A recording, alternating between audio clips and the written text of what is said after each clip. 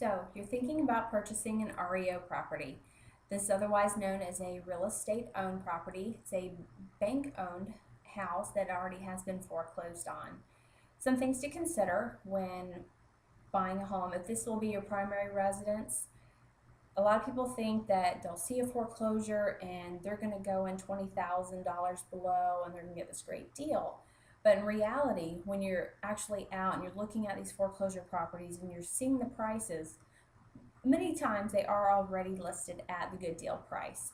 So things to consider when making an offer is, what is market value? If this home is in good condition and it's, would be being sold by a seller, by a homeowner, what would that market value price be? This will help you determine your current equity in the home, and you can subtract out any repairs that may need to be done.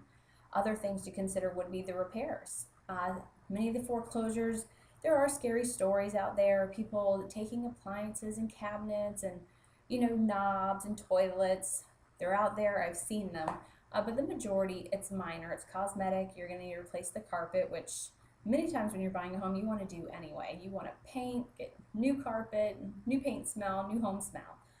So those are things you're going to want to do. Maybe appliances, but a lot of times the homes are left in very decent condition. So the price that is listed is a good deal price. When making an offer on these homes, you want to consider that equity value that's already built into it. Many times in order to get your offer accepted with the banks, you need to go at least $5,000 to $10,000 above asking price, sometimes more depending on the situation and the value of the home, and the amount of repairs needed. Also, if you are wanting the bank to pay your closing costs, which our team has such a good track record of getting bank to pay the closing costs, it's ridiculous. They do pay them, but you need to make sure that your agent knows that REO fees are sometimes higher than a normal property. So getting all of your closing costs to be paid, they need to ask for a little bit extra. The normal 3% just won't do. In addition to that, they're going to send someone up to help you close. Most of the title companies for REOs, they're not in Jacksonville, so they're going to charge you as the buyer, usually about $150 to come up here and close the deal for you. That's just one of the additional charges when purchasing. REOs are as is. Now you can make an offer and the bank can accept your offer and you'll have a home inspection. So if you don't approve your home inspection, you still have the right to get out of the contract and get your binder deposit back. However, if there are repairs that need to be made and maybe they're minor, you are going to be the ones making those repairs. The bank will not make those repairs. But like I said, if it's something major like a roof, AC, electric, or plumbing issue, you can back out of the deal, or you can open up for renegotiations on your offer. And sometimes it works, sometimes it's just a better deal to walk away from the house.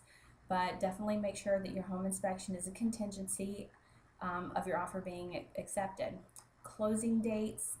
Many times the bank will set the closing date. Make sure it's reasonable so that you're not having to ask extension after extension.